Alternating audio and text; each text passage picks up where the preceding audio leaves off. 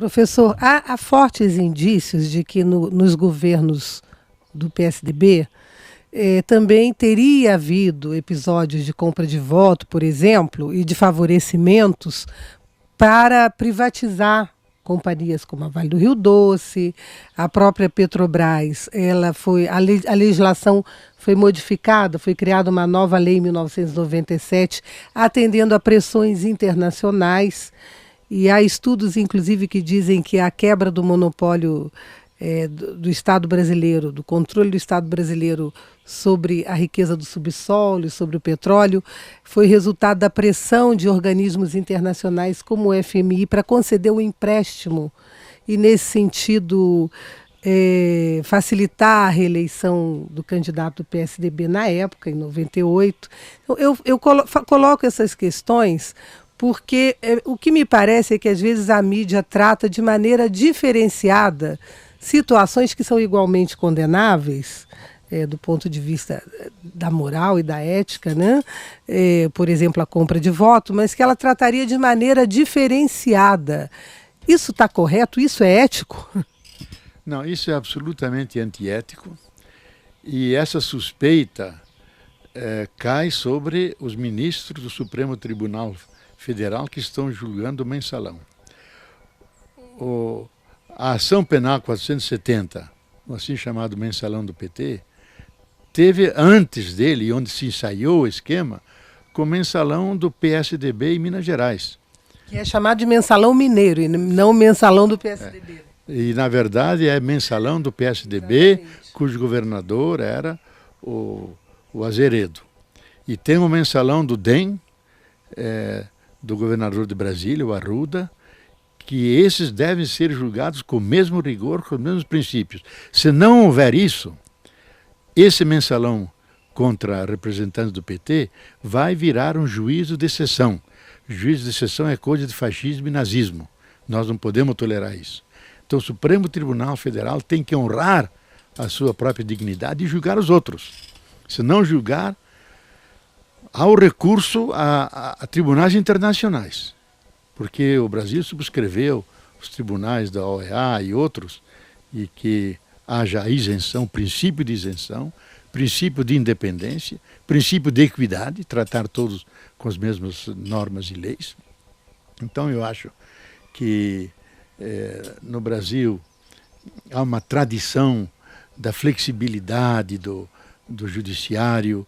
Nós nunca devemos esquecer que perdoaram o Collor. Collor foi deposto e o Supremo absolve. E Collor, triunfante, diz: eu sou um vitorioso. Vocês me condenaram injustamente, porque a suprema instância do país me inocentou por falta de provas. Então mostra.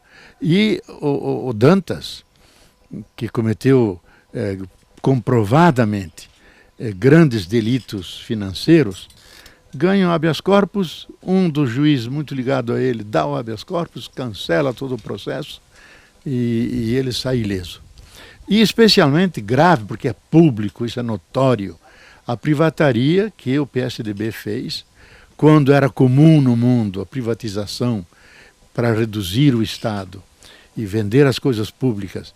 Aí ocorreram desvios de dinheiro muito superiores a esse do PT. Só da Vale do Rio Doce foram bilhões. A parte da telefonia foram bilhões também. E a compra de deputados que se apresentaram como pagos, que eram lá do Acre, para votar a lei, para introduzir na Constituição a reeleição do presidente Fernando Henrique Cardoso. E houve clara, explícita. Nunca se fez processo contra eles. Injusto isso. Uma democracia não pode tolerar essa discriminação pelas pressões políticas. Então eu acho que ali não houve ética. No caso atual do mensalão, eu acho que ele é legal, porque é feito segundo leis. É moral no sentido que as pessoas, os juízes, têm consciência, têm liberdade. Agora, não é suficientemente ético, porque no meu modo de ver, fazer coincidir o julgamento e a condenação com a eleição, isso é entrar no jogo político, é perder a distância, que significa isenção e independência, e é favorecer a outra parte, oferecendo munição para a outra parte ganhar. Isso não é ético.